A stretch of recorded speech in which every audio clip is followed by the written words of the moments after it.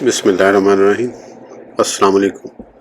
इस वीडियो में हम किताब अहयाउल उलूम को आगे कंटिन्यू करेंगे।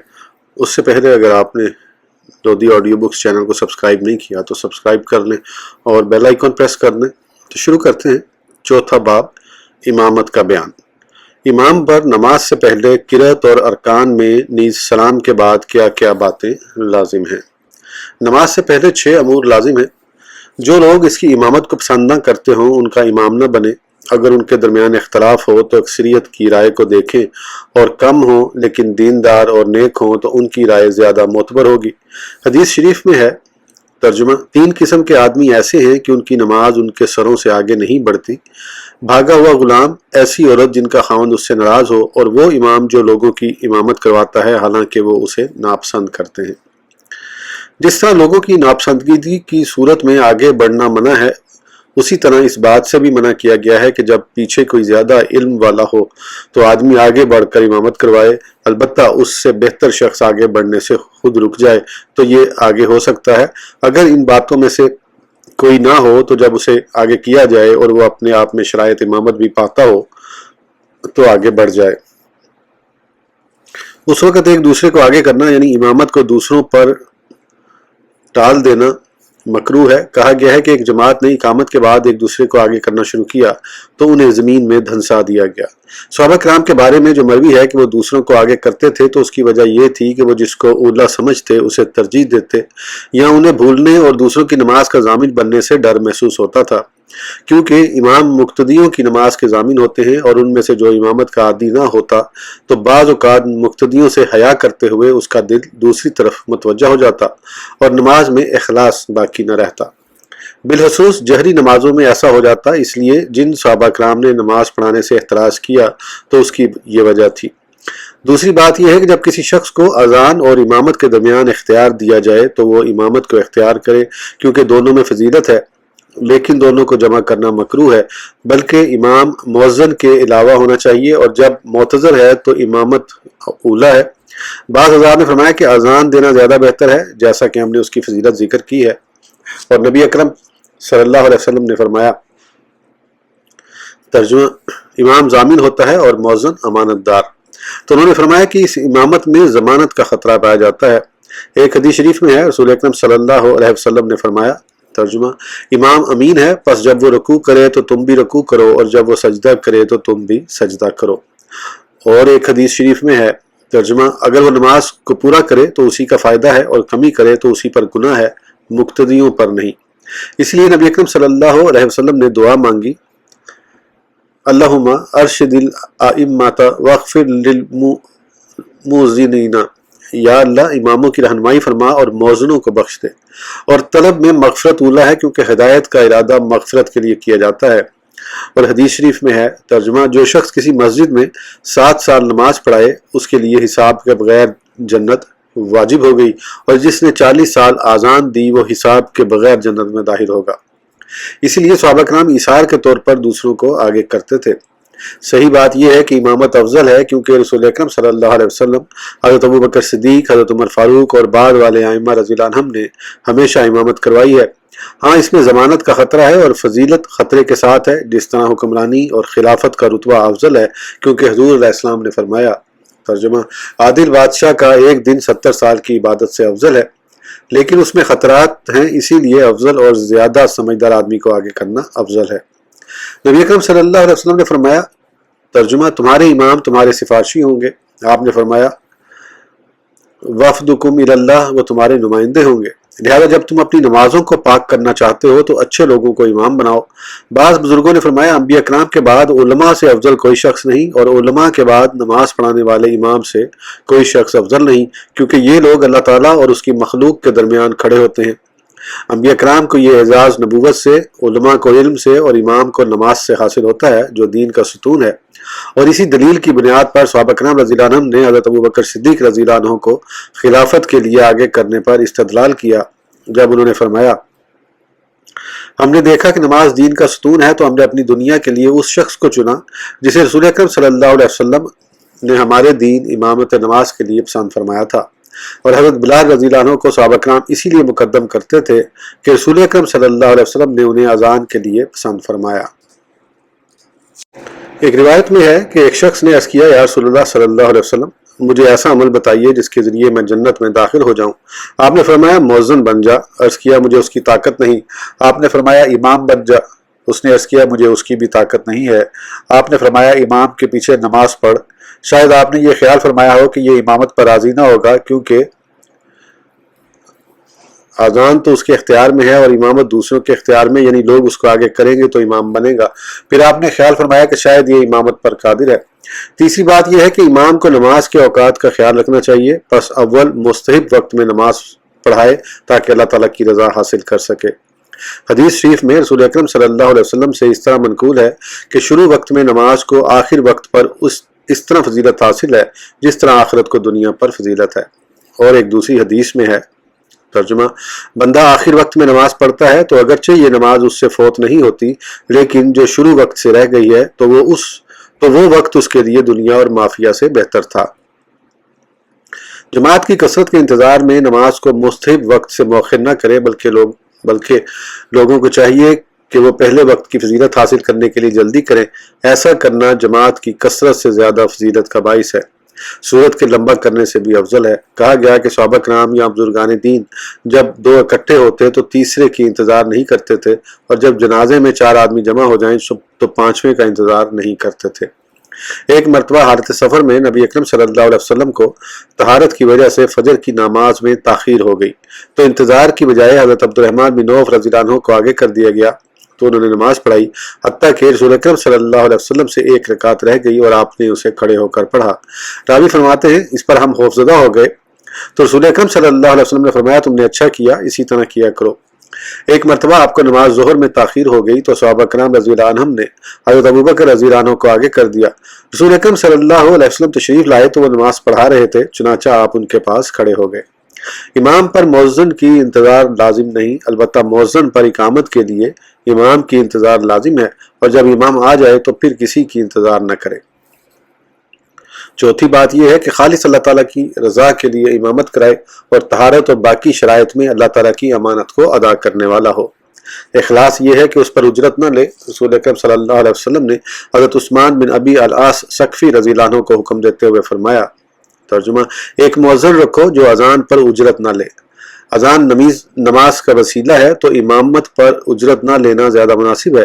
اگر مسجد کی آمدنی امام کے لیے وقف ہو اور وہ اس سے لے یا بادشاہ کی طرف سے یا لوگوں کی طرف سے انفرادی طور پر کچھ دیا جائے تو یہ حرام نہ ہوگا لیکن مکروہ ہے، اور تراویح پر اجرت کی نسبت فرض نمازوں پر اجرت لینا زیادہ مکروہ ہے، اور یہ اجرت وہاں حاضری کی پابندی اور جماعت قائم کرنے کے سلسلے میں مسجد کے معاملات کی نگرانی کے سلسلے میں ہوگی، نفس نماز پر نہیں۔ آج کے زمانے میں اگر امام کو تنہا وغیرہ نہ دی جائے تو وقت کی پابندی نہ ہو سکے گی اور تمام نظام خراب ہو جائے گا، اس لیے وقت کی پابندی کی تنہا دی جاتی ہے۔ جہاں تک امانت کا تعلق ہے تو وہ باطنی طور پر فسق، گناہ کبیرہ اور گناہ صغیرہ پر اصرار سے پاک ہونا ہے۔ جو شخص امامت کی ذمہ داری اٹھانا چاہتا ہے وہ پوری کوشش کے ساتھ ان کاموں سے بچے، کیونکہ وہ قوم کے لیے ترجمان اور سفارشی کی طرح ہے، لہٰذا وہ قوم میں سے اچھا آدمی ہونا چاہیے۔ اسی طرح ظاہری طور پر حدث اور نجاست سے بھی پاک ہونا ضروری ہے، کیونکہ اس پر صرف وہی مطلع ہوتا ہے۔ اگر نماز کے دوران یاد آ جائے کہ وہ بے وضو تھا یا اس کی ہوا خارج ہوتی ہے تو شرم کرنا مناسب نہیں، بلکہ جو شخص قریب ہو اس کا ہاتھ پکڑ کر اسے خلیفہ بنائے۔ نبی اکرم صلی اللہ علیہ وسلم کو نماز کے دوران جنابت یاد آئی تو آپ نے خلیفہ بنا کر غسل فرمایا، پھر واپس آ کر نماز میں شامل ہوئے۔ حضرت سفیان ثوری رحمۃ اللہ فرماتے ہیں، ہر نیک و بد کے پیچھے نماز پڑھ سکتے ہو، لیکن عادی شرابی، ظاہری فاسق، والدین کے نافرمان، بدعتی اور بھاگے ہوئے غلام کے پیچھے نہ پڑھو۔ 5ویں بات یہ ہے کہ جب تک صفیں سیدھی نہ ہو جائیں تکبیر نہ کہے، دائیں بائیں دیکھے، اگر کوئی خلل دیکھے تو صفیں برابر کرنے کا حکم دے۔ کہا گیا ہے کہ صحابہ کرام کاندھوں کو برابر رکھتے اور ایڑیوں کو ملاتے، اور جب تک مؤذن اقامت سے فارغ نہ ہو جائے امام تکبیر نہ کہے اور مؤذن اقامت کو اذان سے اتنا مؤخر کرے کہ لوگ نماز کے لیے تیاری کر لیں، حدیث شریف میں ہے۔ مؤذن اذان اور اقامت کے درمیان اتنی دیر ٹھہرے کہ کھانا کھانے والا اپنے کھانے سے اور پیشاب کرنے والے اپنی حاجت سے فارغ ہو جائے، کیونکہ پیشاب اور قضائے حاجت دور کی شدت والے کو نماز سے منع کیا گیا ہے، اور آپ نے نماز عشاء سے کھانا مقدم کرنے کا حکم دیا تاکہ دل فارغ ہو جائے۔ छठी बात यह है कि तकबीर तहरीमा और बाकी तकबीरात में भी अपनी आवाज़ बुलंद करे और मुक्तदी सिर्फ इतनी बुलंद करे कि खुद सुन ले। इमाम इमामत की नीयत भी करे ताकि फजीलत हासिल करे। मुक्तदी अपनी तकबीर को इमाम की तकबीर से मौखिर करे और उसके फारिग होने पर शुरू करे। वल्लाह आलम। किरत कुरान। किरत की जिम्मेदारियां 3 हैं। अकेले आदमी की तरह सना और आउज़ बिल्लाह नीज़ बिस्मिल्लाह आहिस्ता पढ़े, जबकि सुबह की पूरी नमाज और मगरिब व इशा की पहली 2 रकातों में सूरह फातिह और दूसरी सूरत बुलंद आवाज से पढ़े। जहरी नमाज में आमीन बुलंद आवाज से कहे। अहनाफ के नज़दीक तमाम नमाजों में आमीन आहिस्ता कही जाए। इसी तरह मुक्तदी भी आमीन कहे। मुक्तदी इमाम की आमीन के साथ आमीन कहे, उसके बाद ना कहे। बिस्मिल्लाह बुलंद आवाज से पढ़े। इसमें रिवायात एक दूसरे के खिलाफ हैं। इमाम शाफी रहमुल्लाह ने बुलंद आवाज को पसंद फरमाया। इमाम अबू हनीफा रहमुल्लाह की फ़िक़्ह के मुताबिक बिस्मिल्लाह आहिस्ता पढ़ी जाए। इमाम के लिए क़याम भी 3 सकते हैं। हज़रत समरा बिन जंदब और इमरान बिन हुसैन रज़ियल्लाहु अन्हुमा ने रसूल अकरम सल्लल्लाहु अलैहि वसल्लम से इसी तरह हिदायत किया है। उनमें से पहला सख्ता तकबीर तहरीमा के वक्त है और ये सबसे तवील है। ये इतनी मिकदार है कि मुक्तदी सूरह फातिहा पढ़ लें और ये उस वक़्त है जब वो सना पढ़ता है, क्योंकि अगर वो खामोश नहीं रहेगा तो मुक्तदी से इस्तिमा यानी गौर से सुनना फौत हो जाएगा। ये उन आइमा के नज़दीक है जिनके मसलक के मुताबिक मुक्तदी भी फातिहा पढ़ते हैं। अहनाफ के नज़दीक ये सकता नहीं होगा, क्योंकि इमाम के पीछे मुक्तदी किरत नहीं कर सकता और उनकी नमाज के नुकसान का वो जिम्मेदार होगा। और अगर वो उसके सुकूत के दरमियान वो फातिहा न पढ़े बल्कि किसी दूसरी तरफ मशगूल हो तो ये उनका कसूर होगा, इमाम का नहीं। दूसरा सख्ता उस वक़्त है जब इमाम फातिह से फारिग हो, ताकि वो शख्स जो पहले सख्ता में फातिहा पढ़ता है फातिह को पूरा कर सके, और ये पहले सख्ता का निस्फ होगा। तीसरा सख्ता उस वक़्त है जब सूरत से फारिग हो, ये रुकू से पहले है और ये सबसे कम है, और ये उतना ही है कि किरत को तकबीर से जुदा कर दे, क्योंकि उनको मिलाने से मना किया गया है। और इमाम के पीछे मुक्तदी सिर्फ सूरह फातिहा पढ़े। हमारे फ़िक़्ह हनफी के मुताबिक इमाम के पीछे फातिहा पढ़ना भी जायज़ नहीं, और अगर इमाम खामोश ना हो, सकता ना करे, तो उसके साथ साथ पढ़े। कोताही करने वाला इमाम होगा। और अगर मुक्तदी बुलंद आवाज़ वाली नमाज में दूर होने की वजह से किरत ना सुन सके या सिरी नमाज हो तो सूरत पढ़ने में कोई हर्ज नहीं, अखनाफ के नज़दीक नहीं पड़ेगा। तीसरी जिम्मेदारी है कि सुबह की नमाजें 2 लंबी ऐसी सूरतें पढ़े जिनकी आयात 100 आयात से कम हो, क्योंकि फजर की किरत को तवील करना और उसे अंधेरे में पढ़ना सुन्नत है, और रोशनी से फारिग होने में कोई हर्ज नहीं बल्कि मुस्तहब है, क्योंकि हजूर अलैहिस्सलाम ने फरमाया सुबह को रोशन करो। दूसरी रकात में सूरतों के आखिर से 23-22 आयात पढ़ने में कोई हर्ज नहीं, यहाँ तक कि सूरत को ख़त्म करे, क्योंकि ये आम तौर पर नहीं पढ़ी जाती, लिहाजा आवाज़ में ज़्यादा पहुँचने वाली है और गौर फिक्र को ज़्यादा दावत देती हैं। बाज़ उलमा ने सूरतों के आगाज़ से कुछ पढ़ने और बाकी को छोड़ देने को मकरूह करार दिया है। और नबी अकरम सल्लल्लाहु अलैहि वसल्लम के बारे में मरवी है, आपने सूरह यूनुस का कुछ हिस्सा पढ़ा। जब हज़रत मूसा अलैहिस्सलाम और फ़िरौन के जिक्र पर पहुँचे तो रुकू 3 चले गए। और ये भी मरवी है कि हुज़ूर अलैहिस्सलाम ने फजर में सूरह बकरा की एक आयत कुलू आमन्ना बिल्लाहि व मा उन्ज़िला इलैना, तर्जुमा कहो हम अल्लाह ताला पर ईमान लाए और उस पर जो कुछ हमारी तरफ उतारा गया, पढ़ी। और दूसरी रकात में रब्बाना आमन्ना बिमा अंज़लता, ऐ हमारे रब हम उस चीज़ पर ईमान लाए जो तूने उतारी है, पढ़ी। और हज़रत बिलाल रज़ियल्लाहु तआला अन्हु को सुना कि वो कहीं कहीं से पढ़ते, तो आपने उसके बारे में पूछा। उन्होंने अर्ज़ किया मैं तैयब को तैयब से मिलाता हूँ, तो आपने फरमाया तुमने अच्छा किया। और ज़ोहर की नमाज में तवाल मुफस्सल सूरह हुजरात से सूरह बरूज तक में से थी आयात पढ़े। असर में उसका निस्फ और मगरिब में मुफस्सल के आखिर से यानी सूरह लम यकुल लज़ीना से आखिर तक सूरतों में से पढ़े। रसूल अकरम सल्लल्लाहु अलैहि वसल्लम ने आखिरी नमाज मगरिब की नमाज पढ़ी और उसमें सूरह मुरसलात की तिलावत की, और उसके बाद आपने इंतकाल फरमाने तक कोई नमाज नहीं पढ़ी। खुलासा यह है कि नमाज में तखफीफ बेहतर है, बिलखसूस जब लोग ज्यादा हों। इस रुखसत के सिलसिले में नबी अकरम सल्लल्लाहु अलैहि वसल्लम ने फरमाया, तर्जुमा, जब तुम में से कोई लोगों को नमाज पढ़ाए तो हल्की फुल्की नमाज पढ़ाए, क्योंकि उनमें कमजोर बूढ़े और काम काज वाले भी होते हैं। अलबत्ता जब अकेला नमाज पढ़े तो जिस कदर दिल चाहे लंबा करे। हज़रत मुआज़ बिन जबल रज़ियल्लाहु अन्हु ने लोगों को इशा की नमाज पढ़ाते हुए सूरह बकरा पढ़ते देखा। एक शख्स ने नमाज तोड़कर अलग मुकम्मल की। दूसरे हज़रात ने कहा यह शख्स मुनाफिक हो गया है। चुनांचे रसूल अकरम सल्लल्लाहु अलैहि वसल्लम की खिदमत में शिकायत की तो आपने हज़रत मुआज़ रज़ियल्लाहु अन्हु को तंबीह फरमाई और इरशाद फरमाया, मुआज़ लोगों को फितने में डालते हो।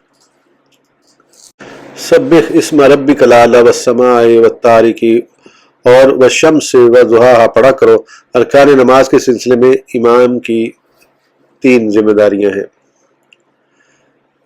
रकू व सजदा में तखफीफ से काम ले, 3 तस्बीहा से ज़्यादा न पढ़े। हज़रत अनस रज़ियल्लाहु अन्हु से मरवी है, फरमाते हैं मैंने नबी अकरम सल्लल्लाहु अलैहि वसल्लम की नमाज से बढ़कर किसी की नमाज को मुकम्मल और हल्का फुल्का नहीं देखा। हाँ, ये भी मरवी है कि हज़रत अनस बिन मालिक रज़ियल्लाहु अन्हु ने अमीर मदीना हज़रत उमर बिन अब्दुल अज़ीज़ रज़ियल्लाहु अन्हु के पीछे नमाज पढ़ी तो फरमाया मैंने किसी शख्स के पीछे नमाज नहीं पढ़ी कि उसकी नमाज रसूल अकरम सल्लल्लाहु अलैहि वसल्लम की नमाज के ज़्यादा मुशाबे हो सिवाय इस नौजवान के। उन्होंने फरमाया हम उन यानी हज़रत उमर बिन अब्दुल अज़ीज़ के पीछे 10-10 बार तस्बीह पढ़ते थे। और एक मजमल रिवायत में है, फरमाते हैं हम नबी अकरम सल्लल्लाहु अलैहि वसल्लम के पीछे रुकू और सजदे में 10-10 बार तस्बीहात पढ़ते थे। ये अच्छा है, लेकिन जब इज्तिमा ज़्यादा हो तो 3 तस्बीहात पढ़ना ज़्यादा बेहतर है। जब मुक्तदी सिर्फ वो लोग हों जिन्होंने अपने आप को दीन के लिए वक्फ कर रखा हो तो 10 तस्बीहात पढ़ने में भी कोई हर्ज नहीं। और उन और बात को यूं जमा किया जा सकता है, नीज इमाम को रुकू से सर उठाए हुए समी अल्लाहु लिमन हमिदा कहना चाहिए। दूसरी जिम्मेदारी मुक्तदी से मुतल्लिक है, वो ये कि वो रुकू और सजदे में इमाम से बराबरी इख्तियार न करे बल्कि उससे ताखीर करे, पर सजदे की तरफ उस वक्त झुके जब इमाम की पेशानी सजदागाह से मिल जाए। सहाबा किराम रज़ियल्लाहु अन्हुम रसूल अकरम सल्लल्लाहु अलैहि वसल्लम की इक्तदा इसी तरह किया करते थे और जब तक इमाम रुकू में चला ना जाए ये रुकू के लिए ना झुके। कहा गया है कि नमाज के सिलसिले में लोग 3 सूरतों में आएंगे। एक ग्रोह 25 नमाजों के सवाब के साथ आएगा और ये वो लोग हैं जो इमाम के बाद रुकू करते हैं। एक जमात एक नमाज के साथ आएगी, ये वो हैं जो इमाम के साथ बराबरी करते हैं। और कुछ लोग नमाज के बगैर आएंगे, ये वो लोग हैं जो इमाम से सबकत करते हैं। इस सिलसिले में इख्तलाफ है कि आया इमाम को रुकू में लोगों के शामिल होने का इंतजार करना चाहिए ताकि उसे जमात की फजीलत हासिल हो और उन्हें ये रकात मिल जाए। शायद बेहतर यह है कि इखलास की सूरत में ऐसा करने में कोई हर्ज नहीं, जबकि हाजरीन कोई जाहिर फर्क न पड़े क्योंकि नमाज को तवील न करने में उनके हक की रायत है। इस वीडियो के लिए इतना ही, फिर इंशाल्लाह अगली वीडियो में आगे कंटिन्यू करेंगे। उस वक्त तक के लिए इजाज़त दीजिए। सब्सक्राइब करना ना भूलें। अल्लाह हाफिज़।